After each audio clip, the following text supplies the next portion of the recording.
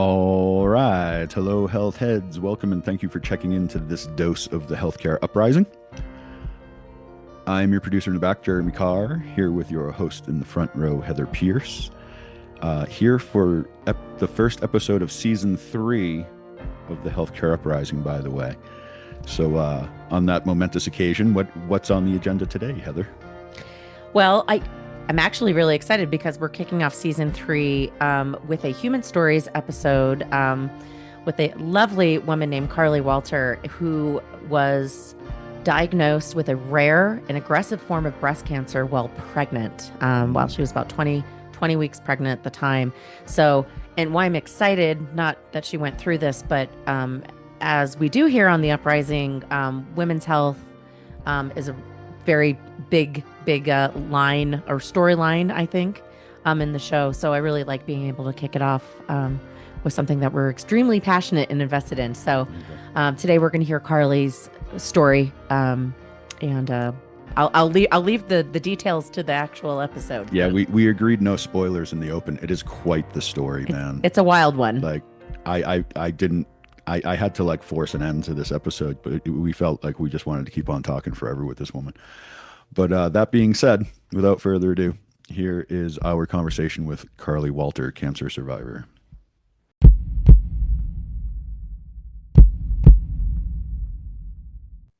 Hi, and welcome to the Healthcare Uprising podcast. Today we have Carly Walter with us.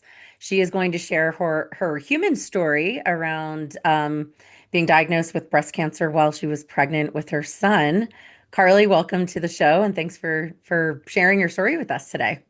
Hi, thank you so much for having me. Yeah, and I always like to mention when I know people, and Carly and I don't really know each other, but we did work together technically at Equality Health, although we never actually worked together. Yeah, So kind of fun to be connected with you after the fact. So yeah, always good to stay in touch with old colleagues, right? absolutely. It's a small world. It really is. And Carly's actually in Prescott Valley too, so she's not too far. So she's part of the Oh, Northern Arizona rural crew, which I think is going to play in a little bit to your story and your journey today. So we talk a lot about that on the show, kind of like uh, access and some of those Oh yeah. challenges. yeah, in Yeah. Northern Arizona, we're neighbors. Yeah, 90 miles away, we're neighbors. Oh, that's right. absolutely. Mhm. So, let's start at the beginning. Why don't you give us kind of, as high level of summary of what happened to you? There, I know there's a lot of complexity to this. There's a lot of things that happened, but just to kind of lay out kind of the high level story, what happened, and we'll just kind of go from there. Absolutely. At a high level, I would say that, I was 33 with my first pregnancy. Um, and around 5 months, started feeling a lump and noticing some changes to my right breast, and was diagnosed with inflammatory breast cancer, which is extremely rare and aggressive, and um, was luckily able to get treated fairly fast. Um, and within 1 month, not only was I diagnosed and starting chemo, but I was then diagnosed with severe preeclampsia, unrelated, and had my son 2 months early. Um, and so that's pretty much the very basics of my story. And how far along were you in the pregnancy when you were diagnosed with this inflammatory breast cancer? I was diagnosed somewhere around 20. So if I had him at 31 weeks, it's probably around 25, 26 weeks when I got Okay. the official diagnosis after the biopsy. Okay. Probably rolled around, started, I think I saw the PA at my OB office regarding the lump around 20 weeks. Okay. So you were about halfway through. Hmm. Okay. And And I don't like the sound of inflammatory combined with cancer. Does that yes, mean it's known to spread like wildfire kind of thing or what? Kind of. Yeah. I So had that question. What is inflammatory breast cancer? Yeah. Yeah. So inflammatory breast cancer is, I had the tumor. It was about 3.2 centimeters, and it had spread to my skin. And inflammatory, it's an extremely rare, I think something like 1% of all breast cancers. Um, and it does spread locally fast. Um, Now, when you're diagnosed with breast cancer, which you may be aware of, there's estrogen and progesterone receptors. That if you're positive, it means that your hormones are feeding your cancer. There's another, I think it's a hormone, but it's called HER2. That if you're positive for HER2, it spreads like wildfire in your body, further than the local area. So I did have a node that we were aware of, at the mammogram, that was positive. And so we were aware of one. But after surgery, we realized that there was actually traces of it found in three other nodes as well. So the timing of finding my cancer was extremely important. And I think, inflammatory really starts within just a matter of just a few weeks to, a few months. So I personally believe it probably started when I was pregnant, but there's really no evidence, that it didn't start before. So Hmm. Was there any history of cancer in your family or no, no? I have a grandmother that had a bilateral mastectomy and had radiation, and there's no real confirmation of cancer that I'm aware of, given the fact that it was done, you know, prior to the 80s, I Mm, believe. It was done a long time ago, I think, prior to them having the capability of really, biopsying and having the result come back as cancer or malignant. mm, Hmm. So that's wow. about the extent. Um, Yeah, that doesn't really create a track record for the family with one person, maybe. right. Yeah. And I did have a full genetic panel done, like the extensive panel for all the mutations that we're aware of, and it was completely negative.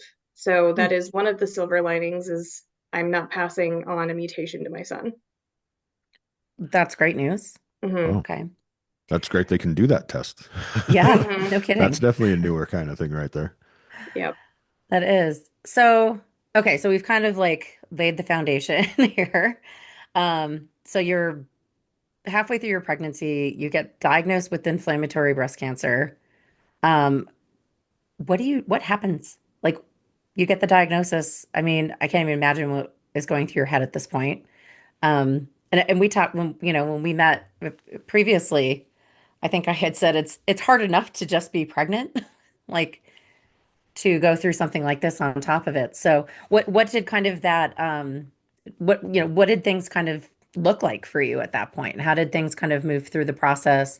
What kind of doctors did you see? I know you ran into a few not so great situations. So Hmm. feel free to kind of, expand on that a little bit and just kind of share what you went through. Absolutely.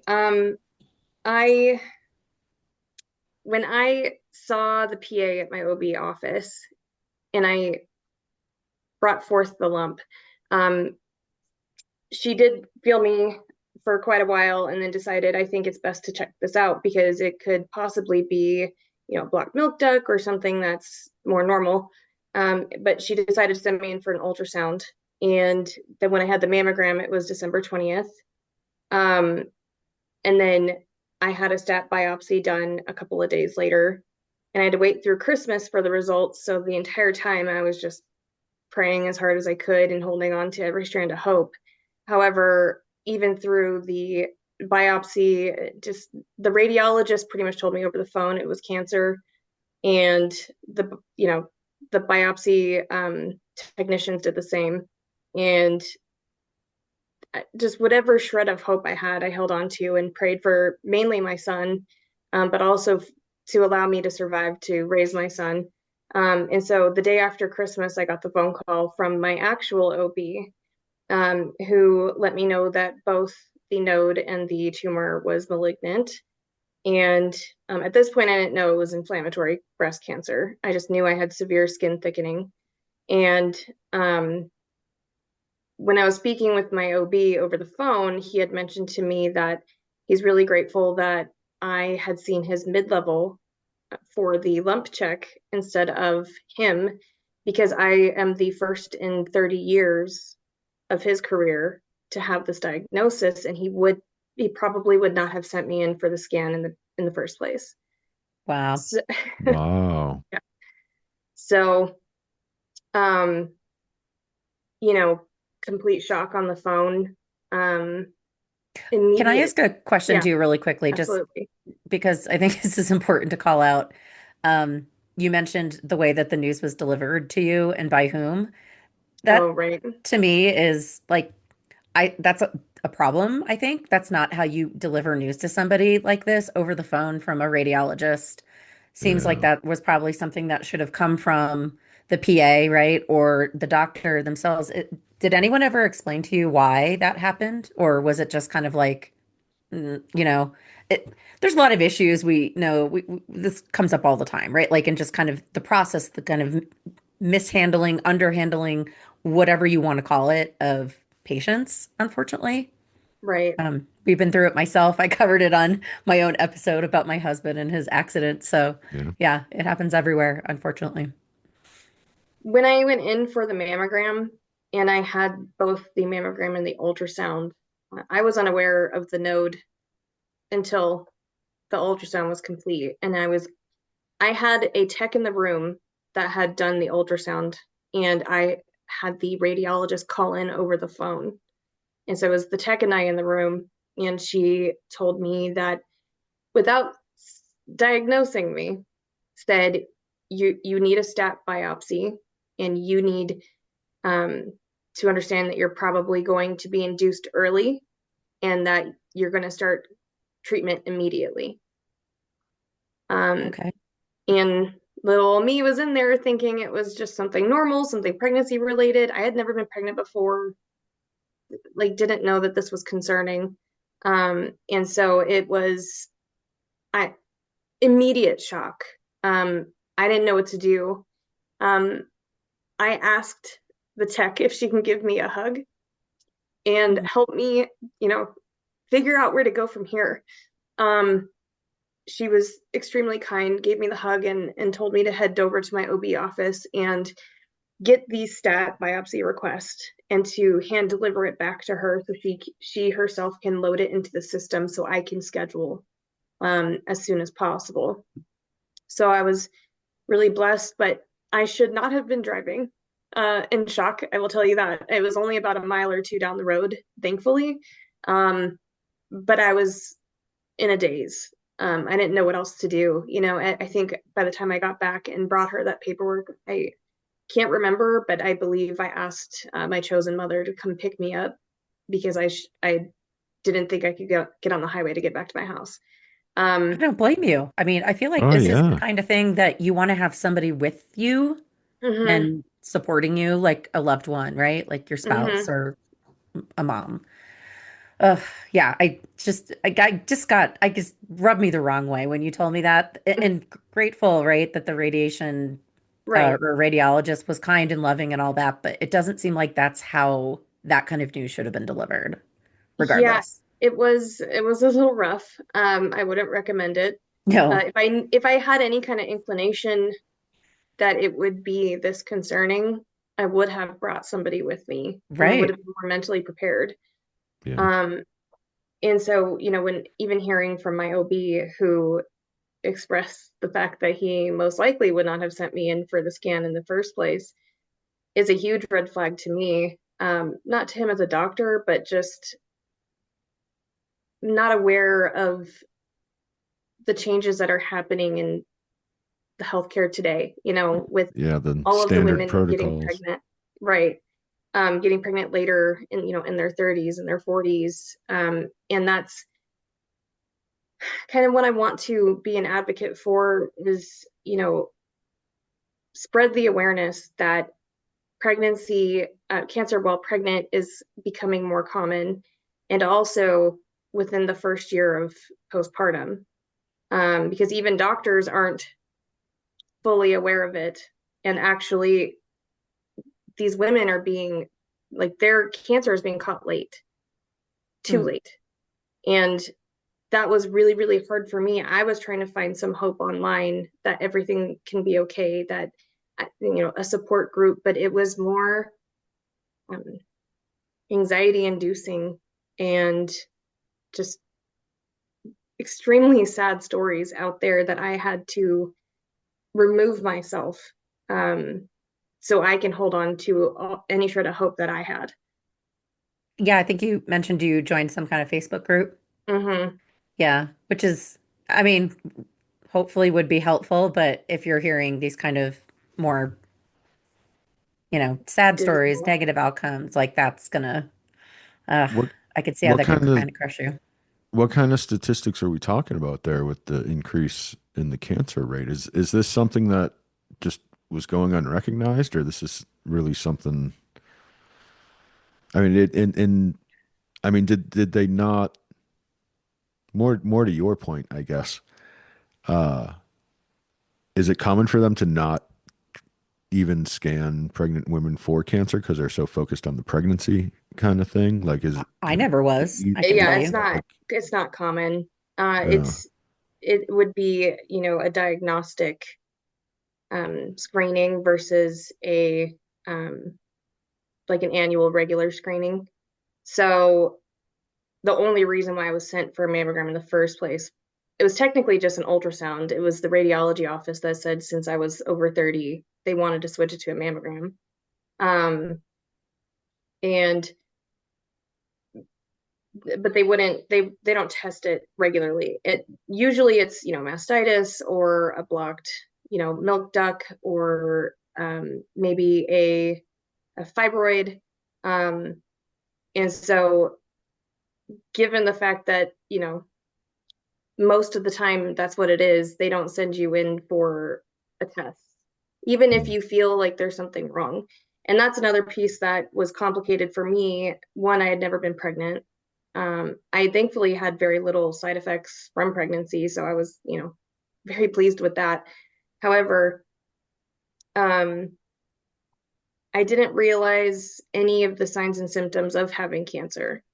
Like there could be fatigue or there's other symptoms that were happening that kind of correlate to pregnancy. I So was I gonna wouldn't say, yeah, have been those able to are tell the difference, symptoms of pregnancy, right? Yeah. That's the right? thing. It disguises itself behind the pregnancy kind of thing. Yeah. Yeah, I had to follow my intuition on this one. About a month, a couple of weeks to 4 weeks prior to going to see the PA, initially, I had an extremely vivid dream. It was a tall, skinny blonde woman who told me that she wanted to harvest my eggs, that um, I said that I have one egg that's too far gone. And she said, well, in that case, we can still administer chemo while you're scuba diving because then it won't affect the fetus. So You obviously Because it's a remembered dream. this dream very clearly, it right? it And was that's crazy. insanely vivid, and really struck me to the core. Hmm. And it was And what is a actually baby doing in the womb if not scuba diving? Right? right. And I had it was in my dream, it was technically somebody that I work with. And so the next time I saw her, I was teasing her, you're not supposed to diagnose people. What are you doing? Um, And why are you in my dream? yeah, why? Person that I And work with. exactly. This is weird. Um, Carl Jung so would have loved that dream. Loved it. Yes. I kept so thinking about this story as she's saying it. I'm thinking how, the mind and the intuitive thinking and kind of like how our brains they tell us things that they're much more capable than we give them Yeah. credit for. We covered Carl Jung recently and kind of going into that kind of mental health space. So that's why Jeremy's mentioning that. Yep. Very, very dream it was connected intense. there. But Yeah, I'm guessing that leads into a real life situation that reflects that. you would be correct. Uh, Um, So after I spoke with the OB office about the diagnosis, thankfully I do work in healthcare and connected with my chief medical officer at work and was requesting some advice. I had nowhere to turn. I'm technically from San Diego. I'd only lived up here for a couple of years. Barely know any of the physicians here. And he had mentioned to me that he wanted me to go to MD Anderson down in the valley, um, which happened to be, the location in Gilbert, which is 2 hours from me. And but he wanted me to go there because within the clinic setting, they work as a team, the oncologist, the surgical oncologist, and the plastic surgeon. Because he explained to me that if I go to a surgical oncologist first, they would want to do surgery. If I go to a oncologist first, they would want to do chemo. If I go to plastic surgery, reconstruction or what have you. So together as a team, they can come up with a treatment plan for me. So I contacted MD Anderson, and in the long run was put on yet another stat list given my results. And I was thankfully seen the following day on December 27th. I had established with my oncologist at the time, and he wasn't able to stage my cancer, but he did clinically diagnose me with inflammatory breast cancer. Inflammatory breast cancer can only be diagnosed clinically, which is in person by viewing. So given the thickness of my breast tissue it was, I guess, the lightest shade of pink. If you look up inflammatory breast cancer, it can be severely, like, huge, big red rashes. It also has like an orange peel texture. And I had the very, very, very beginning stages of inflammatory. So he did diagnose me with that. And I was scheduled the following day to see my surgical oncologist. And as I was leaving the parking lot the first day, I got a call to come in at 6 a.m. to get my port placed, which I imagined was like a PICC line of sorts. Didn't understand that a port was a surgical procedure that they need to place the port here in your chest, and then it goes into your vein, your artery, and then it goes down to your heart. And this is for Didn't the know that's chemo, like out there. correct? This is for Correct. administering the chemo. Okay. And labs. It's Oh, a okay. direct access, so it doesn't blow or damage your veins in your arms, and it doesn't leak out. If you do blow, a vein in the arm, then it leaks out into the rest of your body. So it's just a direct access into your bloodstream. Oof. So Yeah. Right? That doesn't sound pleasant. No, it doesn't. So I'm going to skip over a little bit of the information right now. We can touch back on it, but had my port placed in the morning. It was pretty rough, but immediately went to see my surgical oncologist after that. The reason why my oncologist wasn't unable to diagnose me the first day was they were still waiting for that ER and PR positivity result to come back and the HER2 response. So when I went to go see my surgical oncologist, she was a tall, skinny blonde lady that talked to me about harvesting my eggs, that staged my cancer, and told me that it was safe to have chemo while pregnant. It took me a long time to figure out the scuba diving piece. I even asked her right before surgery if she likes to scuba dive, and she said no. That was definitely like the baby in the womb thing. Right. Yeah. Well, I think it's because when I went in for my first chemo while I was pregnant, I have a picture of me wearing all black, and I had purchased a cold cap that's supposed to help you with keeping more of your hair or the less damage to your hair follicles. And so I wore that, and when you look at me, I look like I was going to go scuba diving. It's the There only you thing go. I can come up with. But the baby part does make sense. Um, so it was just mind blowing to me in that moment. I just completely connected to that dream that I had, that everything was meant to happen, that I was meant to survive and get care immediately. And so I immediately had to start chemo. So I started chemo 1 week later. And I was going to have chemo every 2 weeks. And on the second trip down, I didn't notice that I had gained 2 extra pounds. 2 extra pounds, sorry. I was my son's weight was in my mind.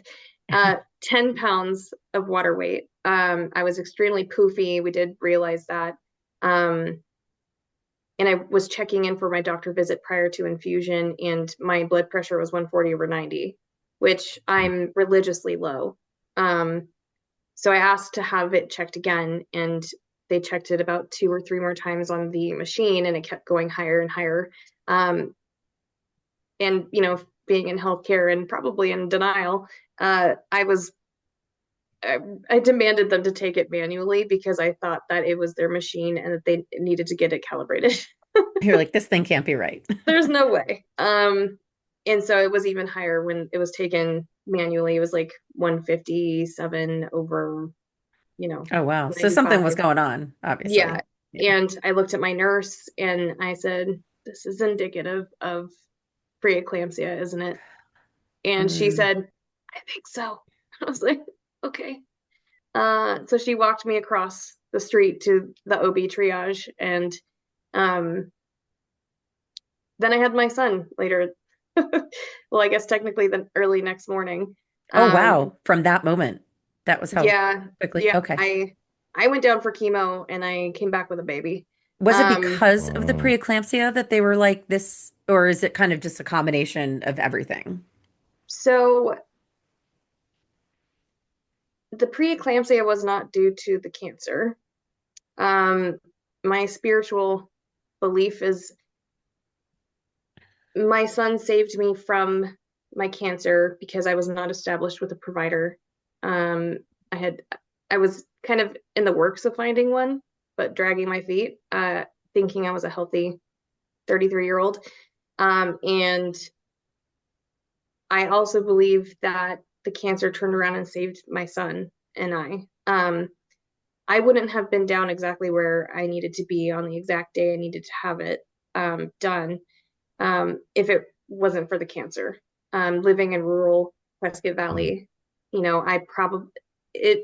So, little backing up a little bit, the day before I went down for that second chemo, I had asked my OB office if I can come in for a checkup because I hadn't seen anybody in about a month for my baby, given the cancer news. So, and it's usually about a month in between checkups. So I asked, and so I went in, and then I requested an ultrasound at the visit, and they were able to squeeze me in for that. And they came back and told me that my son is measuring in the first percentile. And I said, I don't know what that means. Is he this big? Is he going to survive?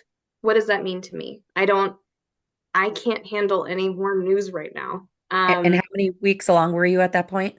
31, or I 31. guess a couple of days before hitting 31. Okay, so close, but okay. So they said, okay, what this means is you need to connect with maternal fetal medicine, which I had already previously been attempting to get in with. And I did a virtual visit, but the doctor wanted me to be seen in person by a different provider that was a little bit closer to me, Northern Phoenix. And I was not getting calls back. I couldn't get on the schedule. After my first chemo, I had my husband had unfortunately brought home a really bad cold. So I was really down and out, and it was, I had other priorities at that moment, thinking everything was completely fine because my son was measuring in the 48th percentile last time I checked. So, um, So that's a big difference. yeah, big. 48 to 1, And how much time had passed at that point to go? about 4 to 5 weeks. Yeah, that's He huge. just Okay. stopped, he just stopped developing or something. Right. So, I said, okay, well, if I need to see MFM, then you need to get involved because they will not call me back. Here's the phone numbers. Here are the people I've talked to. Help me. So they ended up scheduling me. So that was a Tuesday. They ended up scheduling me for that following Thursday because I told them I had chemo on Wednesday. So, you know, fresh with that fear, I go in for chemo and I get sent over to OB triage. This is also another kind of complicated moment with a provider.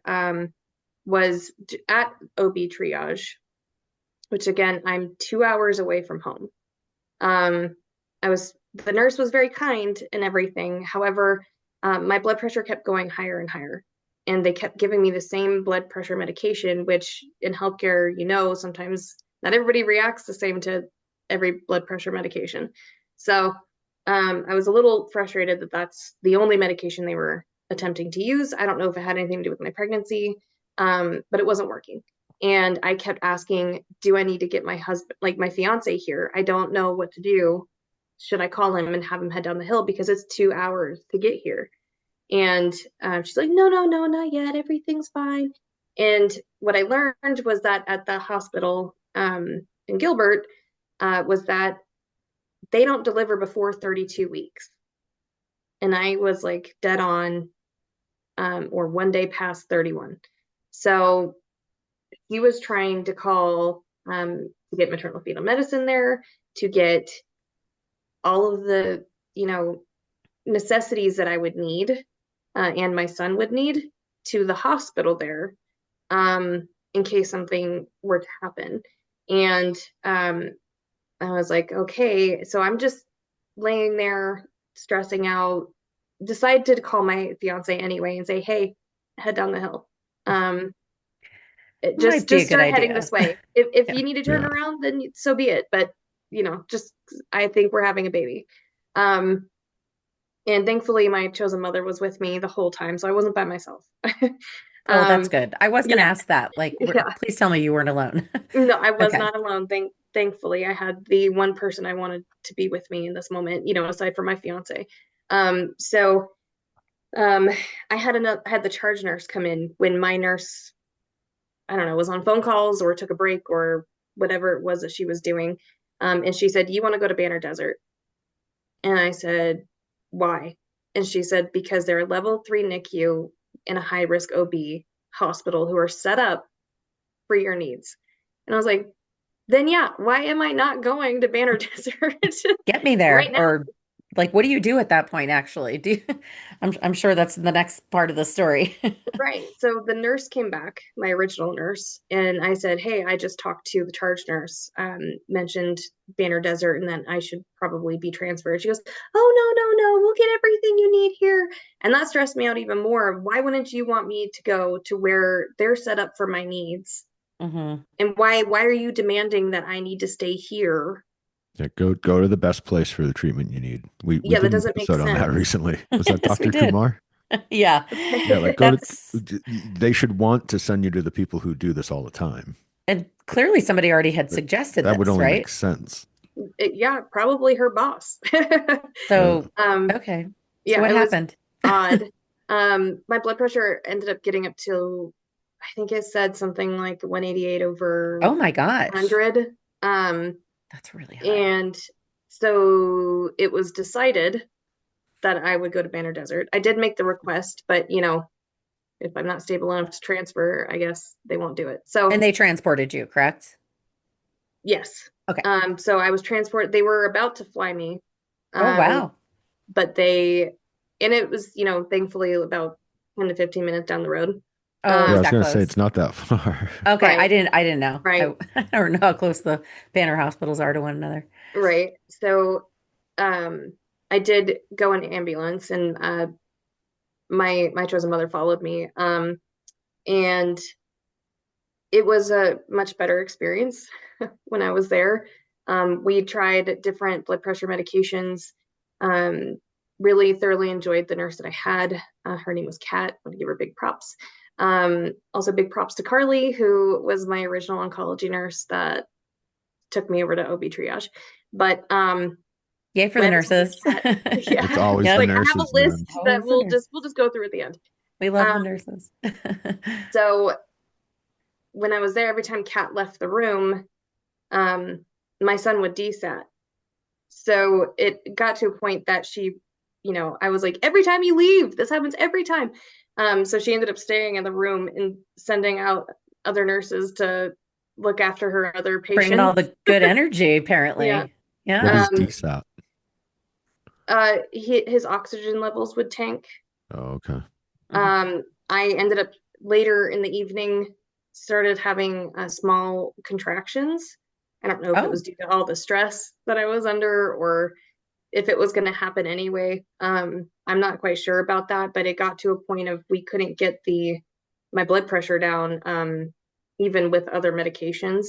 And thankfully, my fiance had made it, and we had discussed, the possibility of a C-section. Um, so we waited, as long as we could. My fiance went to go get some food, and right across the street there's a McDonald's. So he hopped in the, drive-through really quick. And then I spoke with the physician. She goes, "I think it's time. I think it's time to take him." And I said, "I think so too." The amount of stress I was under getting chemo while pregnant, the fear in me was just, I didn't want my afflictions to become his problem. Um, so, and for him to have to like, if any of that poison ever got to him, I didn't want that for him. So it was a blessing in disguise that I got to have him early. Um, and so we called my fiance. We're like, "You got to get here right now. Come back." He's gridlocked in the drive-through. We're like, "Come on, it's a C-section." leave the car, So, just run across It's the why street. it's why you should always park and go inside and not go right. to the drive-through. It's one of Lesson my for tricks in life, everybody. actually. Park, Yeah. don't drive through. Um, so yeah, he made it back and we had a, beautiful boy. And during the C-section, the doctor asked, do you want to see your son? Like as they were pulling him out. And I said, sure. But I had only gotten one of the two shots of steroids for his lungs. Um, and I knew they measured, that hospital measured him at 2%. I'm like, okay, well, that's a little bit bigger. Um, Still didn't know what to anticipate, didn't know if he was gonna have complications when they took him out, didn't know how big he was gonna be. Um, Still a lot of unknowns was happening in the moment. And when they held him up, like he started screaming. Um, Which is a Sorry, good sign. crying and Screaming's screaming, good. and Yeah. means his lungs was working, and it was the biggest, most amazing moment of my life that he was okay and he was healthy. Um, he was 2 pounds 10 ounces. That's Oh, that's a little. little baby. Yeah, and he was 14 and a half inches. He did have what's called intrauterine growth restriction, most likely from the preeclampsia kind of coming on for the past month.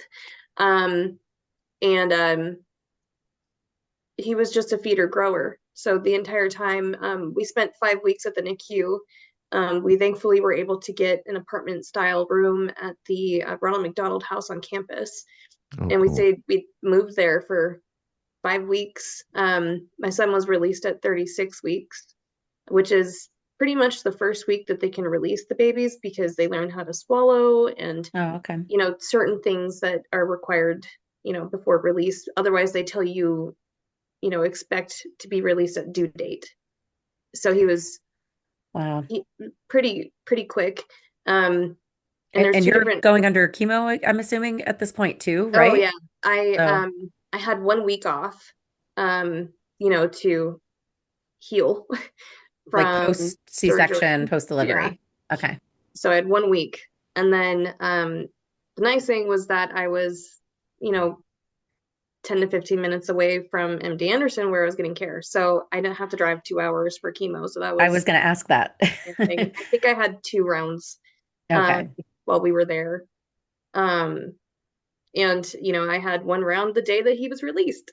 Wow. So that was Wow. fun because I wasn't able to hold him for 72 hours after having chemo. Yeah, I like could, what kind of challenges does going through chemo present while oh, being the mom of Of a a brand new NICU premature baby? baby. Yeah. Yeah, like whoa, it was, I a feel lot. tired just thinking about it. but I'm not Yeah, yeah, gonna lie. that's a lot. You went through a lot. You're a warrior, yeah, lady. I, it was, I can't even express in words how difficult and how much I had to dissociate and compartmentalize with what was happening in order to make it through the day, um, let alone the entire experience. After chemo, I had to wait 72 hours to hold him. I could if I was wearing gloves and I was wearing long sleeves, as long as he didn't have direct skin to skin contact. So I missed hadn't out even on a lot thought of of that. bonding. Okay. Missed out on a Some lot of bonding. crazy It was stuff really that hard. chemo. Yeah. I couldn't hold him on my chest when he came out, so I missed out on Mm. that opportunity. Um, I wasn't able to breastfeed because I had chemo in my system. Um, I was constantly fatigued, um, but he was the one thing keeping me going, through all of this and really striving and demanding the universe that this wasn't like, you're not going to take me. So going through chemo, um, I was really blessed to have a lot of really great people around me, especially at the NICU. The manager, one of the nurse managers, was a survivor as well, and so she was really helpful for me with some tips and tricks and just general support. Um, one of the one of the first things I started crying about when I got my diagnosis in general was my baby. I was crying to my fiance that our baby's going to have more hair than me when I deliver. Um, and I actually had my full head of hair at delivery, so I felt like that was a little win. It fell Take out, the wins where you can get them, right? 5 days Yeah. later, but I still at that moment could take pictures with him with my hair, so that was fun for me. And it was really difficult. I had really great support system, friends, family, work was very supportive and understanding. Um, it was just a roller coaster because every time I turned around, there was just another hit that was happening within like 2 months. Um, I had 4 rounds of AC chemo every 2 weeks, which I think typically they do about 3 weeks in between. But given the aggressive nature of my cancer, they wanted to hit me harder, and because I was younger. Um, and so after the third one, I was told that I would need a blood transfusion prior to the next one, um, the next and final AC chemo round. And I came home, and within that, 1 week, I was so beyond exhausted. It was just me and my baby, my husband's, blue collar, and so he was working. So it was me and my baby, who, by the way, was released at the NICU at 4 pounds 7 ounces. There you Um, go. so this tiny little baby that I'm taking care of, and I was afraid to take a nap because I didn't think I was going to wake up. Um, and So I ended up calling my, chosen family, who thankfully lives 10 minutes away and is always there for me. But, as a strong, independent woman, I try to ask as little as possible. Um, However, that was not the case, during all this treatment. But um, I asked them to come pick me up and take me to the hospital. Um, so my chosen mom stayed with my son, and my chosen, father took me to the hospital down the street, and I had a blood transfusion, which unfortunately, since we're in a rural area, we're a little outdated, probably not the most staff um, at a hospital. Took about 8 to 10 hours to do a blood transfusion, even after speaking to my nurse about it. Um, Wow. That should yeah, be a basic thing at Yeah, is that a normal? healthcare clinic. Or that's My crazy. hemoglobin level was 7, which if you're about 6.5 to 7, it starts to become life-threatening. And Oh, they made me wait out in the waiting room for an hour and a half before they even brought me back, even when I was like practically passing out in their waiting room. Um, so that was a little difficult, but we got it done. Um, Left me a little jaded, but that's okay. Um, and then I had, four after the AC chemo, I had four dose dense rounds of um, Taxol, which typically they do once a week. But I told my doctor that I can't go down the hill once a week with a newborn, especially from, fresh out of the NICU. So he said I yeah. can do the dose dense version, which is about 3 rounds in one. It just doesn't change the efficacy. It just changes, the severity of the side effects if I get any. And for that, it was allergic reactions. It's kind of the biggest. So they give you Benadryl before. Um, and I gotta tell you, that was the best part of all of the chemo because I'm sure not everybody reacts like this. The nurse told me they've never seen anybody react like this, but when they would push that Benadryl, I got very high and got the giggles. And would uncontrollably laugh. Off Benadryl? Hmm. Yeah, but Really? I had 3 rounds, right, of chemo in one, so they had to give me a lot of Oh, Benadryl at once. So I'm okay. assuming that's probably what it was due to. So I had a good 15 minutes of giggles that would kind of take me out of my mind, and like it was kind of a nice little break. And then I would, go to sleep for the next 3 or 4 hours while I'm getting the drip. Um, so that was nice. Um, I would say one hard thing is that after each round of chemo, they had to put an Onpro on me, which is a little device that the following day shoots medication in to improve your white blood cells. So it stimulates your bone marrow. And for 72 hours after I was in excruciating pain um, after chemo, and that was complicated. Funny enough, you're supposed to take antihistamine like Claritin to improve those symptoms. So I thought that was kind of interesting. Hmm. So this is quite the journey. And we are kind of running long on time here, so I Mm, um I'd like to hear where you're at and where the kid's at this point. Like, and how yeah. this Yeah. all the because how how long ago was all this? This is pretty Th recent. yeah, this happened in 2024. Okay, Um, so yeah, just over a year ago, around Christmas time. mhm. So um, I feel like how this are could you be a doing? series.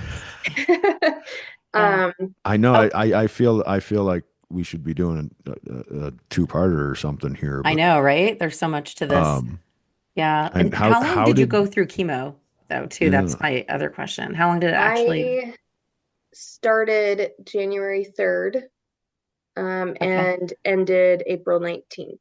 So 4 months. Okay. Mm, And that was 24. 2024. Okay. Yep. And then early May, I had a bilateral mastectomy. Um, there's a national protocol for inflammatory breast cancer that it's chemo, surgery, radiation, but surgery only on the affected side. And that was the one change that I can make was to have it bilateral.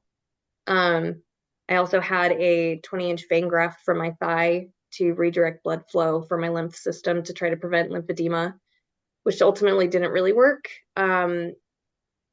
So the future, there may be some future changes, but and then my IV infiltrated, so that was fun. Um, and then I did 35 days, uh, for 35 daily rounds of radiation, and Wow. radiation fatigue is severe. And you had a newborn. I had a newborn, yeah. I Yeah. was doing all of this with the baby. Um, yes. I Please tell went me you were on like short-term disability leave or something from work at this point. I did short-term disability initially for maternity. So my first chemo I was still working Oh, after. okay. And so I did the 3 months for maternity, and once that was complete, I had to submit another one. And I went through for surgery. And Okay. then I did part-time disability and part-time at work during radiation. And then after I came back full-time. Wow. Um, I'm impressed that you even work part-time, quite honestly. yeah, me Yeah. too. But I wanted the last thing I needed was to lose my job at this point because clearly I needed the healthcare. And not that I heard nothing from work. They were very supportive, but I've never taken off this much time before. And, it was just another added anxiety to me. So Yeah. I came back. Hmm. Came Well, back a for little good or early. for worse, you worked for a good place too, because Right. not every employer would No, offer they've that been kind of, amazing. yeah, That's that's very Um, true. it's important. So, so okay. I had to wait a year after radiation, or I guess technically I waited 1 year after surgery for reconstruction, and I wasn't a candidate for implants. So I had what's called a deep flap procedure, where they do a tummy tuck and then they use your own fat and skin to reconstruct with. Um, so that's been, I'm going to say it's been a blessing um, to get a mommy makeover, after One of the everything. silver linings. Yeah, one of the silver linings. Yeah. But it's very painful. So, Okay. I mean, just Wow. word to the wise for everybody. I mean, worth it for me. Um, but I had to have a second revision surgery in September. I'm probably going to be getting another one in February of 27. So it's just been a long process. And my child, Dean, is amazing and beautiful and incredibly smart. He's 2 in 2 weeks, I was gonna say and he should be Nice. birthday Yeah. should be coming right up here. yeah, it's just wild how fast time flies. Um, he It's good. never This backslid episode's in gonna weight. come out right around his birthday, actually. Oh, well. Oh, perfect. If it's in a couple Yeah. weeks. Yeah, we're not very far ahead right now. Happy birthday to my beautiful boy. He is just the light of my life, and I Quite would a do it all miracle. over again for him if I Yeah. had to. But he has zero complications, and That's That literally, amazed, amazes me shocked, and blessed. Yeah. that you can do chemo while pregnant and the kid comes out okay. hmm That, If I the was placenta positive, is an amazing thing. oh, right? absolutely. It Mm. If really I was is. positive for her too, I would not have been able to get chemo while pregnant because they have to add certain antibodies that do cross the placental barrier. But because I was negative and because it's breast cancer, it's a Mm-hmm. particular breast cancer chemo, they were able to administer while I was pregnant. So Wow. it's all kind of circumstantial. And So even also, though that's actually kind of crazy because you had an extremely rare cancer, but it was one they could treat effectively while pregnant without hurting the kid yeah, that's like at the the same stars and the time. moon Those two aligning in things the worst together, possible circumstances. yeah, that's kind Mhm. of, I mean, you did have some good luck mixed in there. Yeah. At least, Amazing. there was something good happening for you. I mean, you had to go through all that bad, but Yeah. man, that could have been so much worse, you Oh, I know? in so I many want to ways. ask one question Mhm. because I definitely want to give some of our friends a shout out. Share the drop, which I Mhm. know Carly, you saw that Oh, we mhm. had them on. Obviously, you were going through chemo. What do you do as a new mom, um, who is going, through chemo? How do you feed? I mean, certainly you can use formula, and everyone's circumstances are different. How did you handle that part of it? So initially, when I had him, he was able to receive donor milk from the hospital. It was, a huge blessing, as it was something I wasn't able to do for him myself. There was sometimes it was a little complicated because I know that diet is a big part of breastfeeding. There was like one specific bottle that they gave him that they were feeding him off of that it was giving him like gastric upset. Mm-hmm. And I had talked to them saying, hey, is there any way we can switch this bottle out? And they're like, no, no, it's safe. Like it's been tested. I'm like, that's great. But what did this woman eat before she, pumped? Because I think it's upsetting my baby. And so of course, the moment that they changed the bottle, which wasn't until later, he was fine with the next Wow. bottle of breast milk. So that was a Hmm. little complicated for me. And one thing I'm kind of grateful I didn't have to go through. Um, but after that, after he was released, well, no, sorry, while he was at the NICU, after I think it was about, he was approved for about 3 weeks of breast milk. Um, they switched him over to a preemie formula, Okay. and it's very harsh and full of iron, and constipating, and it's hard to watch your baby go through the the uncomfortability of Mhm. of that. So after that, I took him to a pediatrician who said, I want you to keep him on the preemie formula. And after about 4 months old, um, major pooping issues and uncomfortableness. It was really, really rough to go through, because he wouldn't poop for like 5 days That's at a terrible. time. Wow. Yeah. And Yeah. so I talked to the doctor and I said, please let me take him off. Like he hasn't backslidden weight, but he's not eating as much as he should, and he's not pooping. I think if I take him off, he'll eat more and he'll poop more, and I think he'll be fine. So The they gave mother's me about intuition. four Yeah. weeks, right? Yep. Gave me about 4 weeks, and I switched him to a goat milk formula called Cabrita, um, and that really made a huge difference. He started eating consistently. And then also at that same visit, they let me stop waking him up every, 5 to 6 hours. So he would Hmm. sleep through the night and he would eat a lot more, and never backslid in weight. So, and it's much Right. easier, goat milk is much easier on your system to digest. Hmm. I had some women that offered me, some friends that offered me their breast milk that was extra. Um, but my pediatrician had told me that he doesn't want me to do that. He wants me to keep him on the preemie formula at the time. Um, and I had to learn to just also have some kind of trust in all of the physicians I was dealing with, because I couldn't combat everybody all at once. Otherwise, I would lose my mind with fear, and I had to have some kind of faith and trust in the providers that were working with me and my son. Yeah. And moms judge themselves pretty hard, right? Enough without having like any Right. kind of complicated issues in place. Hmm. So now he's turning 2. When are you, have you been cleared of cancer? Are you considered in remission? Like, I'm sure that's I probably one of the questions Jeremy had. Yeah, Yeah. like he's good. Are you good? Yeah. yes. You seem Um, good. I mean, you look great. Thank you. um, this is extensions, to be honest. My hair is about here, so it's still pretty good. That's Um, still pretty good.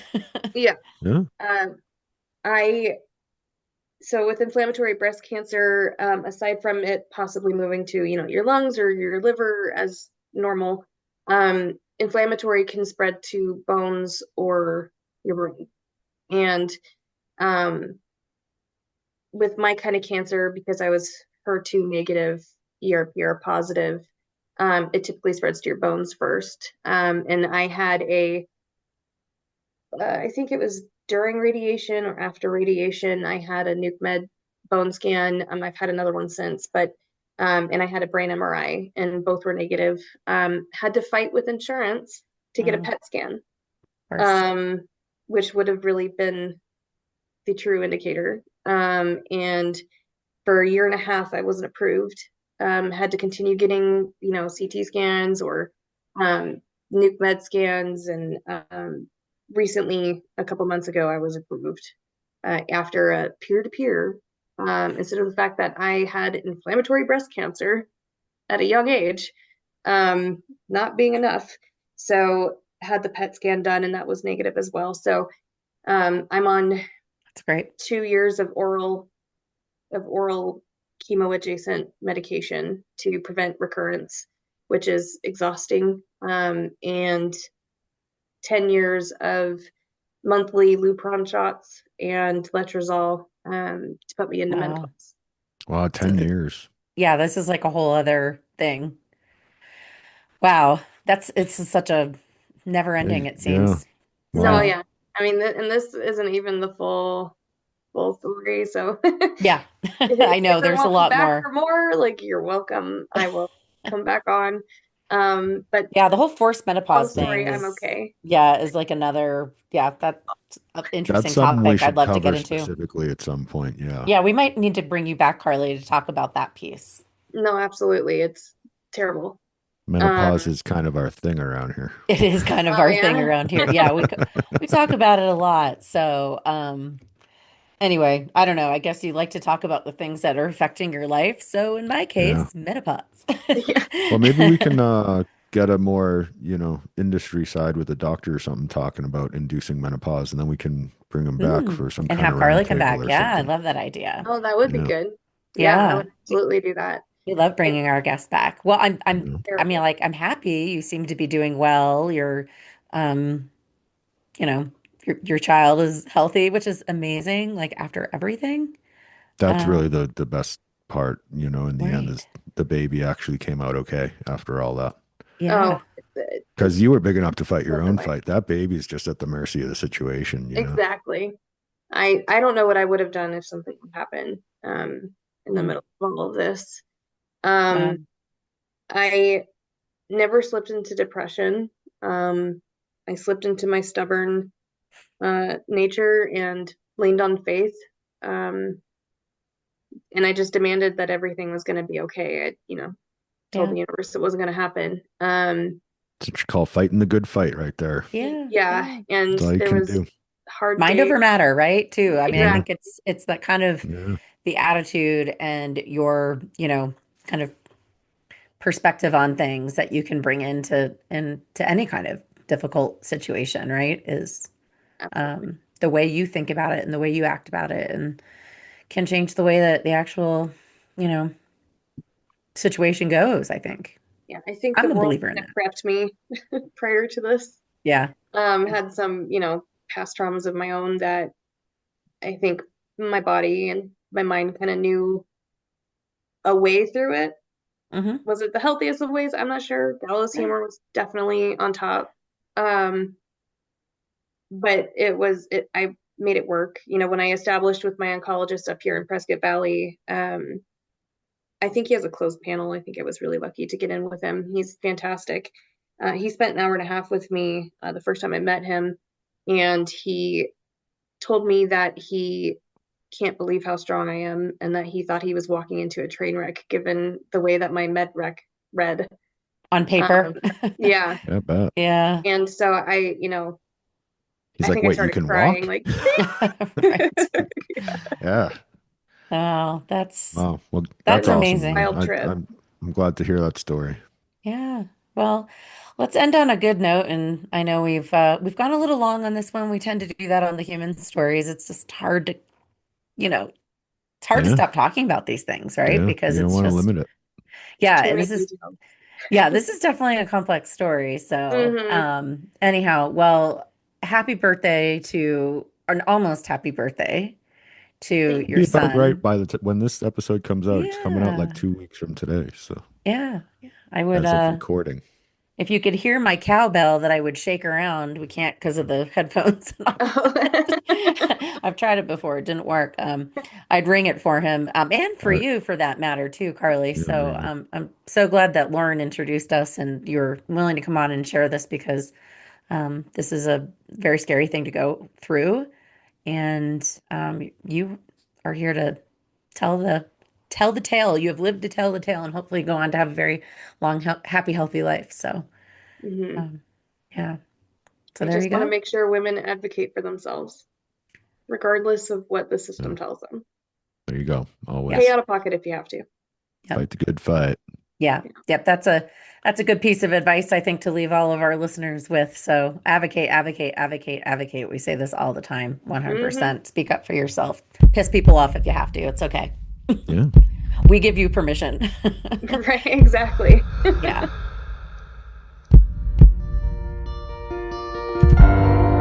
Thanks for joining us on the Healthcare Uprising. Make sure to hit those like and subscribe buttons before you go, and take a moment to think of a friend and hit that share button. You can find us on all the major audio platforms, and we've got video on YouTube if you want to watch us in action. You can also find us on social media on LinkedIn, TikTok, and Instagram. Just search Healthcare Uprising to find us. And if you're a new company with a cool new product, if you're someone innovating alternative methods for the health and wellness space, or if you have a personal healthcare journey you'd like to share with us here at The Uprising, please email us at healthcareuprising@gmail.com, and we'll get back to you about coming on the show. Well, that's all for this dose of Healthcare Uprising. Until the next time, keep looking for the good in the world, because sometimes it's where you least expect it.